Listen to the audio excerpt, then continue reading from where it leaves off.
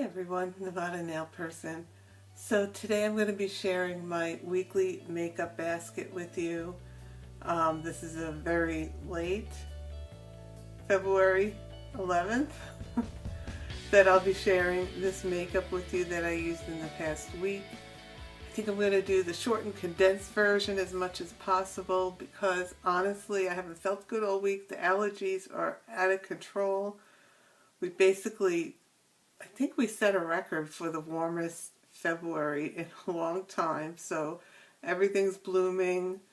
I just had patches under my eyes for the past hour before I put on makeup and I look horrendous. So just want to get into some of the newer things I started and some things I went back to and just give you my thoughts on these products. So first off, let's talk about Pixi Glow Mist, and I'm quite at the end. So I use this step first before I start any other application, just for that extra boost of hydration. It does have argan oil in it, so love this stuff.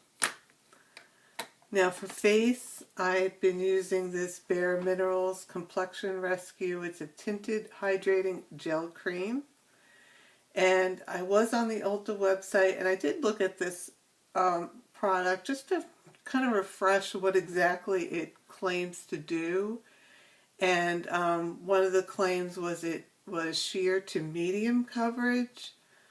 I think medium is a stretch. I think it's more sheer to light. I do apply it with a beauty blender. That could have something to do with it. As far as hydration goes, the statistics on the website claim that 215% additional hydration. I think that's what the quote was. I'm not sure about that either. I mean, it is hydrating. You can feel it when you put it on your face. It's a little bit of tackiness. I do set my products down, especially BB creams, because of that little bit of that feel. You could feel like a foundation. There's still some product on your face, so I like to set it down. So I've been using this up, and I could tell I'm making a dent in it. So I do like this, and it's perfect for this time of year for me. Now underneath that product, I'm also using the Becca First Light Priming Filter, and you can see I'm using it. I did catch some videos where people were claiming that this wasn't the best product and that it really didn't do anything. And I think the claims that it gives you a refreshed look, a little bit of dewiness, luminosity, I think that is true. In fact, when I just put it on a few minutes ago, I did apply everything with my hand today. I didn't bother with any brushes, or beauty blenders rather, or sponges. I did notice the radiance on my hand, so it is there. It's just subtle. It just gives you a little bit of a glow. So any glow that you can see other than some highlight here is this product. So I do like it, and I think it does provide somewhat of luminosity, and a little bit of freshness, if you will. Now, setting it down, I've been using a couple of different products. I do have MAC Mineralize Skin Finish in Light Plus, and it's just a foundation powder, so you can use it as on its own or to give you a little bit of coverage. And I don't know who I'm swatching this, but I do like this product. I had been using it before. There's a little dent in it, but it was time to break it out again. So since that Bare Minerals product gives me very sheer to maybe light coverage, a little dusting of this helps. So that's why I pulled out this guy. So like this. And then a newer product that I didn't officially haul, but I've been using it since I got it this week. This is the Cover FX Perfect Setting Powder, and it does have the shade Translucent Light, but on Ulta's website it said light medium, but it definitely has a little bit of tint to it. One thing I'm impressed and I wanted to show was the packaging. It has this nice little lift, so it contains the powder, so when you unscrew the cap it's not everywhere. So I do like that feature, and they have some little holes that go directly into the product right there. So it does provide a little bit of a sheer tint, if you will, very, very light. But I'm actually liking this. I need to use it a little bit more to really come up with a determination.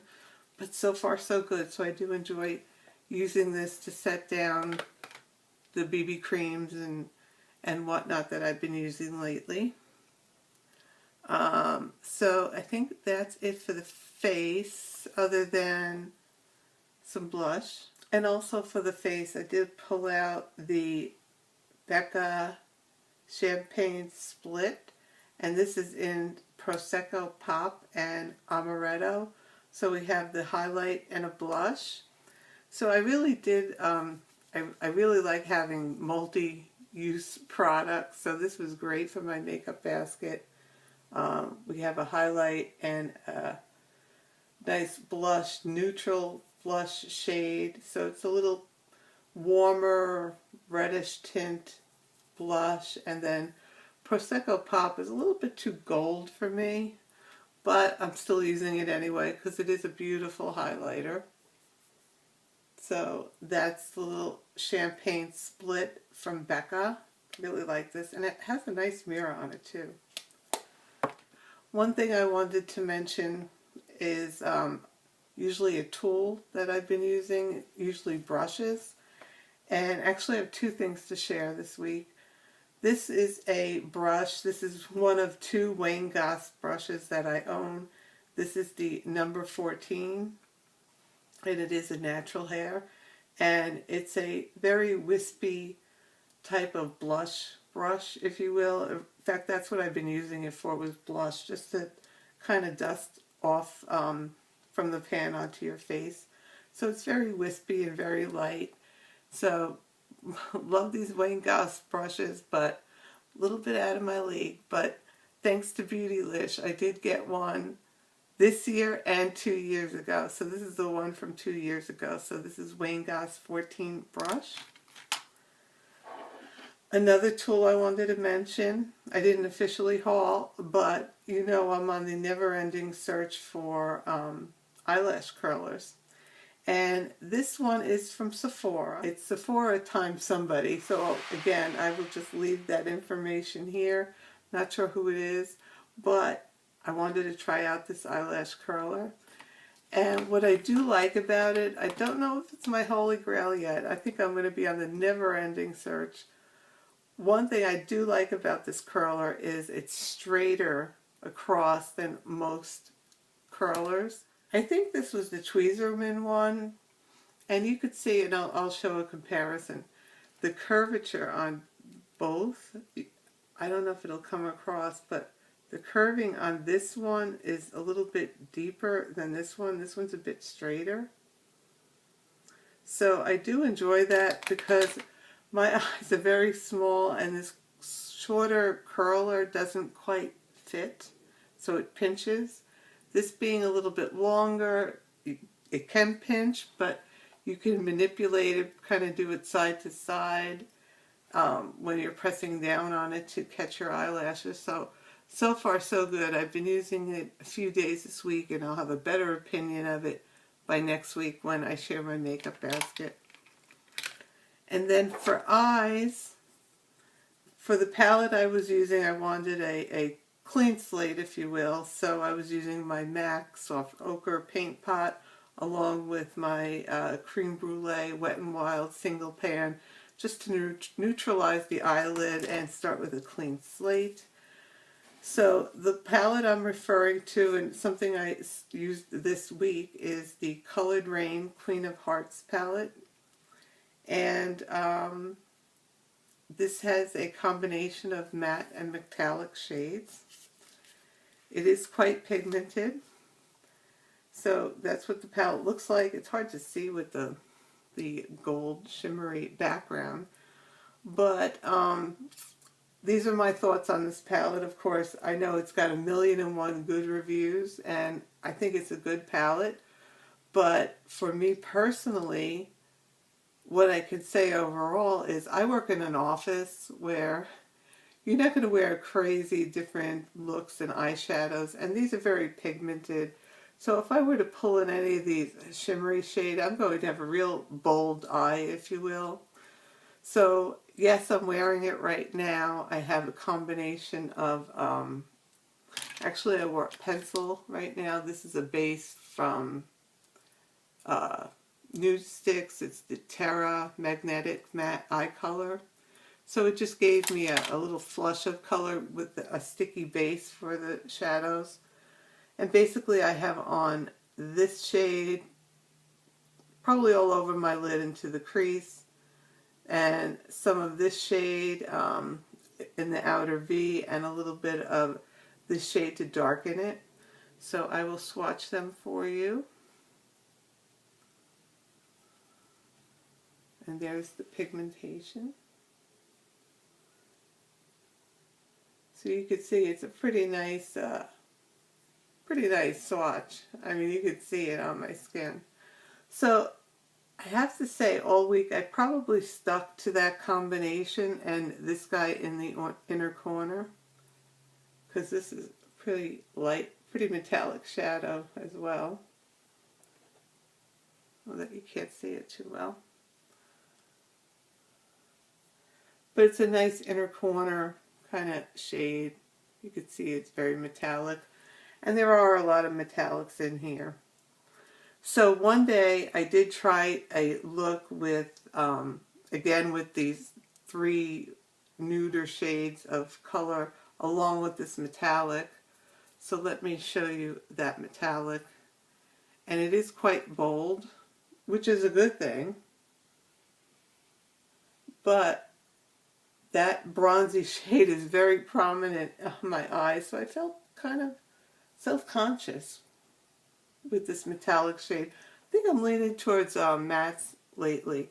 So I did wear that one day, and then another day I tried out the purple look. So we have this pinker nude type of shade. I think I'm blending shades now, but there's that pinker shade.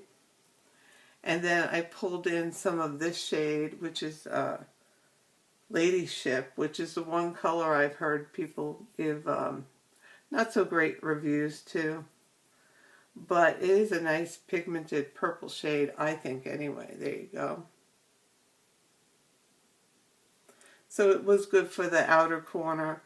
But when I tried to combine this guy right here, this is Noblewoman, this burgundy shade. I still have some of the copper on my finger, but it's a little bit very dark, a little bit dark for me, and very red. So it wasn't the shade I was really looking for. So overall, my thought is it's a great palette to have. As you can see, some great pigmentation, and not just from finger swatching on the eyes. When you dip your brush in and put it in your eyes, you get a great look. However, it is very bold as well. So for me, being in more of an office setting, it's either something I would use at night or just stick to the neutrals during the day. So I did stick to the neutrals. If I have a chance to go out, I'd be more than happy to rock these deeper shades. But for the everyday woman who just wants a palette to just wear eyeshadow and work in an office environment, I don't know if this would be right for you. I'm happy I got it, but I think I'd have limited use on it because it's so crazy pigmented. So that's my thoughts on Colored Raine Queen of Hearts. And the mascara I used this week was the Lancome Defincils mascara. And this was a good mascara. I think it did give me some length. Not quite as much volume as I'd like, but it was good. It's a nice skinny brush, and it did get into my lower lash line like I'd like it to, which is really great. And I think it overall was pretty good formula. Don't know how much this baby would be being Lancome, but it was pretty good, I must say. So I'd give it a thumbs up. And then finally for lips, because again, I wasn't feeling that great and just get something on there. So what I defaulted to was one of these two products, basically. Right now I have on MAC's lip liner in Soar, which is just what I have on right now. I don't have any lip balm on. I will have some on shortly. But this is the lip pencil on its own. And it's just a beautiful kind of pinky mauve shade. So that's what I have on. And then sometimes I would pair that Soar with Anastasia Beverly Hills Liquid Lipstick in Stripped. And this is a beautiful, beautiful nude shade. Sometimes I wore it with a lip liner, sometimes I didn't. So let's find a spot. So there you go. It's a beautiful, beautiful nude shade. It wore well, great formula, great shade, very neutral, goes with everything. Can't speak highly enough about this particular lipstick. So that's Anastasia Beverly Hills Liquid Lipstick and Stripped.